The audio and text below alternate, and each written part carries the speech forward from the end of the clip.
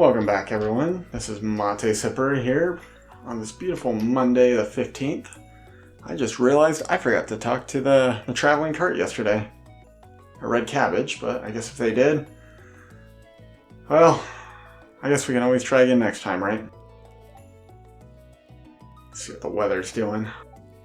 Beautiful and sunny day. I don't want it to be a beautiful and sunny day. Hear what the spirits say, even though, as I said, I'm gonna go fishing today. Tired of mining. Oh my gosh. Well, we need to go fishing today because I need to get enough money to be able to upgrade my tools. I'm getting all the resources, but not actually getting the things I need. Alright, and with that, I am going to cut away. And welcome back, everyone. I've got the crops all watered. And we're going to have to run to Pierre's and pick up some more potatoes. I know you're just getting started as a gardener, so I wanted to give you a little tip. Most crops only grow in one season. When summer arrives, your spring crops will die, so plan ahead. Alright, you got it. So, what that basically means is after tomorrow, I believe, there's certain crops that you're not going to want to grow. And so she's just giving you that warning right now. Which, honestly, good for her. Like, I'm glad that the game does that. But it is also salmonberry season. So with that being the case, we should be able to run around and get some extra energy if we need it. So there was a time in Stardew Valley when salmonberries didn't give you foraging experience, but now they do. It's kind of interesting to think that there was a before time, but there definitely has been, or was at one point. But now, we're kind of in the now. Alright, let's get, I think just 25 potatoes. I don't think I need more than that. The next thing we're going to want to start saving up for is we want to get one of these in the ground, ideally. Ooh, probably on the sometime during the week of the 24th. And the reason behind that is I just want to guarantee that I can have those done by the,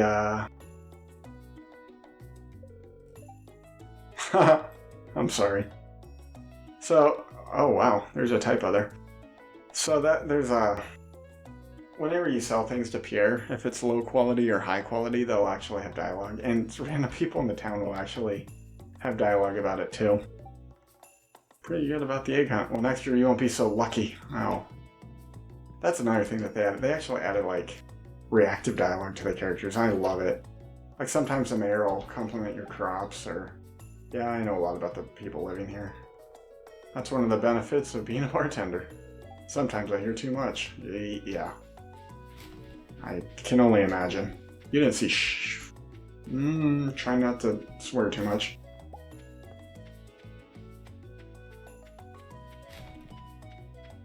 Alright, here we go. Now, for our fishing spot today... Oh, hey, Penny. Hi. Oh, did you want something? No. I mean, you're pretty cool. Hey, Leah. Trees look nice today, don't they? Spending time in nature is very rewarding. The other thing we're going to do is we're going to pick up Robin's axe. Oh, hi. Ew, it smells. Well, what do you expect? There's green sludge coming out of it, Jazz.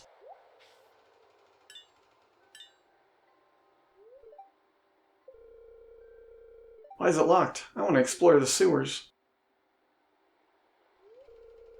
I think Gunther has the key. Professor Gunther? The man who runs the museum? Why do you think he has it? I don't know. Why would Gunther let Bill have the key? I saw a big rusty old key fall out of his pocket one time. Maybe he owns a treasure chest and he buried it. Creepy sewer dude like this has just got to be a match for a big rusty old key.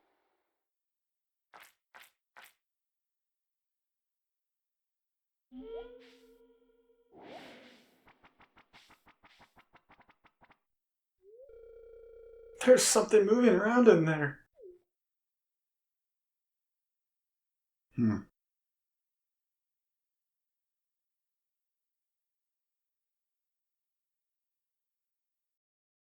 Surprise! Yeah, so we'll get to that at some point. Right now, obviously, we're a little bit too far from doing that. Yeah, I'm aware that you don't like this town, Haley. You're, yeah, you're, you're just a Haley. You're just a complainer, I guess. Not saying that Haleys are complainers, but she definitely is. So if you want to find the axe, go south where you usually pick up spring onions, and there you go. You found the axe. Yeah, so we'll get around to giving that back to Robin. I saw a spring onion down here during the cutscene. Pick that up. Give all the trees a rattle. Oh my gosh, get out of my way, bush. So yeah, how's everyone doing today? It's been cooling off a lot here. We're getting tons of rain. It's been kind of nice. Glad the farmers don't have any reason to complain anymore. I swear, that's one of the most common things. Talking to people and they're like, I wish it was raining. Water's too expensive. I hate watering my grass. The farmers all hate it because of their water rights, and you know, they're all worried about the state restricting their access to the water and all that. I'm gonna check something real quick. What level am I? Well, that's not quite good enough, but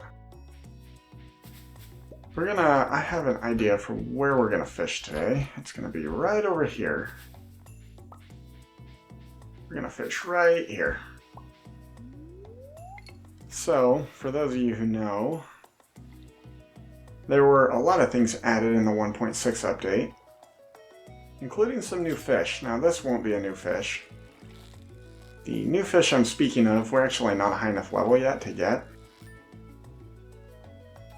But regardless, we're going to stand here and fish pretty much the whole day. I might move to the beach a little bit later on, but the goal is to try to get to level 4. Especially if all I catch is sunfish. I don't really want sunfish. I'd much rather go up to either the lake or the ocean, I guess. I don't know. Because, like, the sunfish are great, but they don't sell for much at all compared to, like, largemouth bass or something else we can catch. But if I'm, like, close to getting level 4 fishing, I might as well fish here. Chub, huh? Kind of interesting.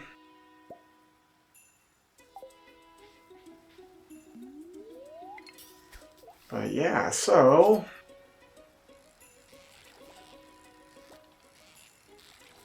let's see, what did I do today? Oh yeah, I edited a video. I'm gonna see if I can cast down here. I don't think I can. No, I can't. I say I have to be level 4, but you want to cast right about there to catch the fish that they recently added. But yeah, so today I did some editing. I watched John Wick randomly. And what else did I do today? It's just the usual stuff, you know. So, can't complain too much.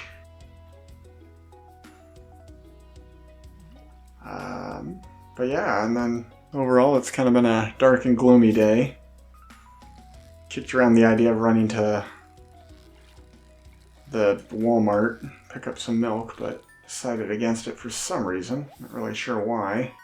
So, I'm gonna eat some more milk for my Lucky Charms in the morning. Managed to finish off my milk today, which is never really enjoyable to open the fridge and realize you don't have any milk after you've poured your cereal. But, you know, I'll get around to it. What did we do yesterday?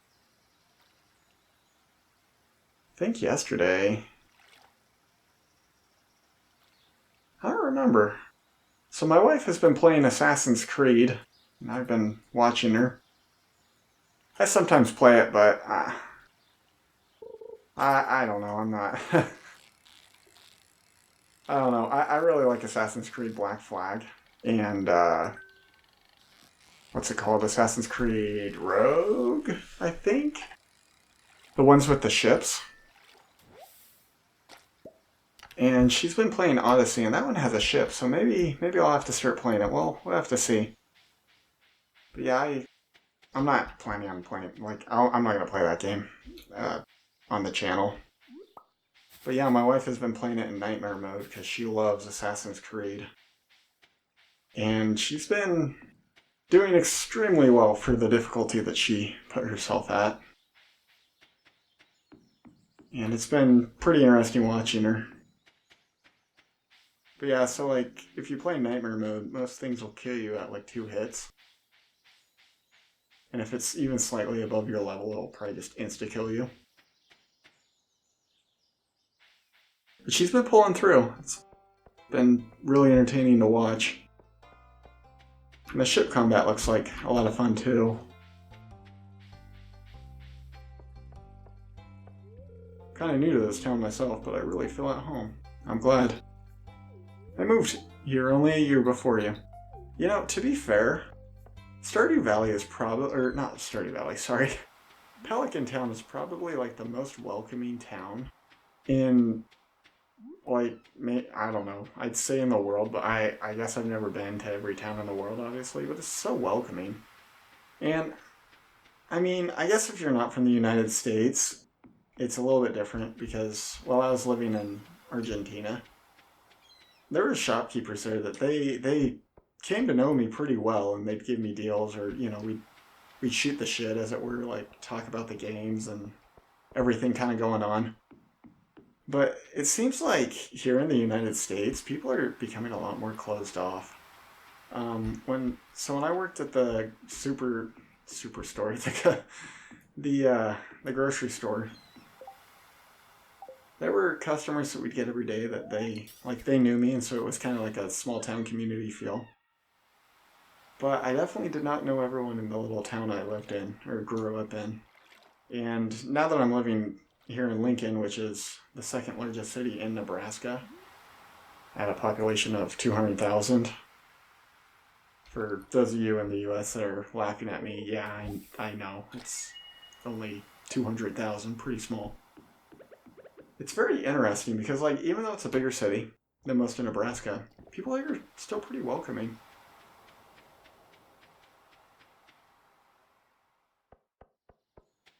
Wow, of course, right when I leave the beach, a halibut frenzy begins. That's wonderful. Let's run in here. I don't see anyone I want to talk to. Shane's kind of a butthead, and Pam's probably drunk, so let's see if we can get up here before Robin runs inside her house. We can get started on smoking these fish. But yeah, it's been very interesting. And for those of you who are not from the United States, every state, I guess it's very similar to provinces, but like every state has very different culture. I really missed the Midwestern culture when I went west to go to school. Because, like, Nebraska, for whatever reason, people are pretty friendly to you here. Now, ironically, or contradictory, if you look at most surveys of the state, Nebraska is also one of the states that's most likely to swear at you over the phone if you're a telemarketer. And so, even though it's like one of the nicest states as far as people go, it definitely has, well, I guess people are not afraid to stick to their guns here, or if they feel as though they're being mistreated, or if, you know, you're doing something that they don't necessarily agree with, they will let you know. It's very much an old, like, farmy feel. So I guess the best way to describe why it's like that is because Nebraska is... Yeah, I think I want to smoke you. Oh, crap, I need a coal. Which is the other reason you have to go mining. But Nebraska has that feel. Is because of how most Nebraskans got their land out here. So during the westward expansion of the United States, they were selling farmland out here for super cheap. So I mentioned briefly that my grandparents owned a farm in one of the episodes. And I talked about how we used to run around in the fields and, just kind of have a good time around the livestock and the animals that we had in the area. Well, my grandparents bought that land from some homesteaders, which, for those of you who don't speak the language, what that means is it's a family that came in a long time ago and bought the land, built a house on it, and stayed there for, oh my gosh, quit doing that. And stayed there forever and basically kept passing it down from kid to kid. And I don't think anyone's going to want that, so I think I'll sell that. The seaweed, I'm going to keep that for food right now because I can catch more of that. Anyway, and so what happens is these people, they pass it down through the generations, and in doing so, they establish a legacy of, working the land. And so a lot of the time, these homesteaders, they've been here since the 1800s. And sometimes even further back than that. Because, there's a lot of French settlements out here, and the French were the original owners of all this territory. And, if you go to Colorado, for instance, there's actually a city called Quebec. And I don't think Nebraska has any French cities, per se. It does have a lot of, Greek and Irish cities, and a lot of that has to do with the railroad.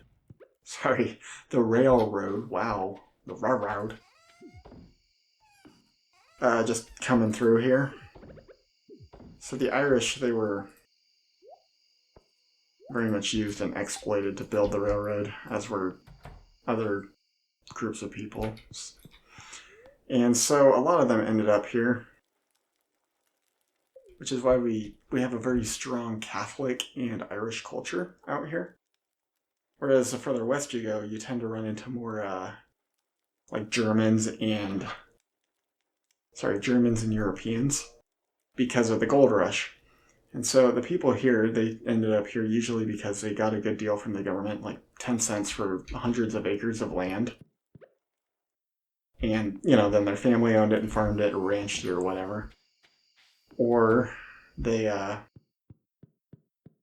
went further west to look for gold.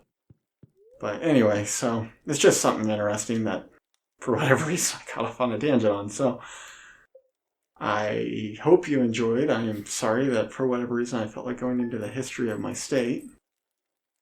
But as you can see, we made $660. We did not level up. And this has been Mate Sipper, wishing you a good rest of your day and saying bye. Bye.